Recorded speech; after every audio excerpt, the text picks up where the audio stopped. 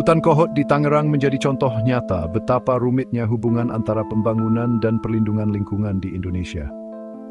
Masalah utamanya adalah sertifikat tanah yang kusut, di mana masyarakat terjebak di tengah perubahan peraturan dan kepentingan yang saling bertabrakan. Video ini akan membahas kerumitan seputar sertifikat tanah di Kohot, memeriksa dampak perubahan peraturan, proses perizinan, dan pihak-pihak yang terlibat. Pada akhirnya, video ini akan mengusulkan solusi untuk masa depan Kohot yang lebih adil dan berkelanjutan. Penerbitan sertifikat tanah yang tujuannya memberi kepastian dan kejelasan kepemilikan malah menjadi sumber konflik dan ketidakpastian di Kohot. Peralihan dari Perda nomor 13 tahun 2011 ke Perda nomor 9 tahun 2020 membawa perubahan signifikan dalam penetapan dan peraturan lahan, membuat banyak warga dan pengamat mempercayai legalitas dan keadilan prosesnya. Perda nomor 13 tahun 2011, peraturan sebelumnya yang mengatur tata ruang di Tangerang, menetapkan beberapa wilayah di Kohot sebagai hutan lindung.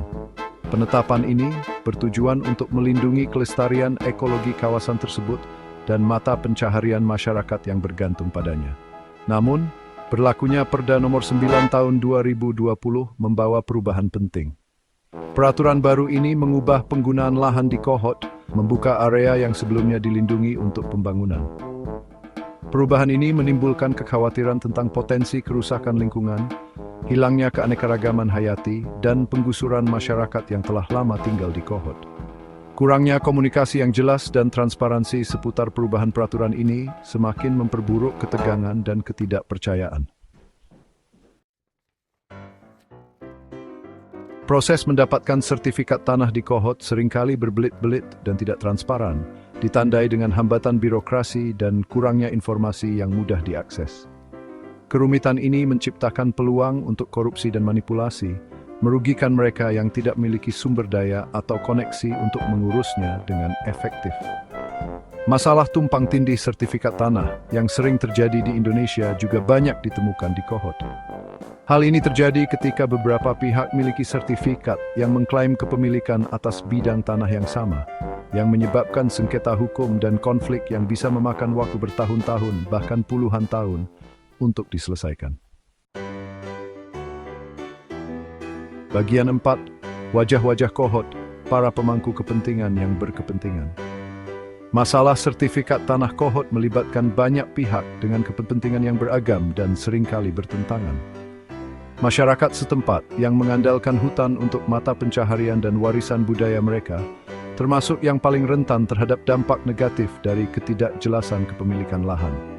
Para pengembang yang ingin memanfaatkan potensi ekonomi kawasan ini juga merupakan pemain kunci dalam masalah lahan Kohot. Pemerintah yang bertugas menyeimbangkan tujuan pembangunan dengan perlindungan lingkungan dan keadilan sosial, menghadapi tantangan untuk menciptakan kebijakan yang adil dan berkelanjutan. Bagian 5, mengurai benang kusut, jalan menuju solusi.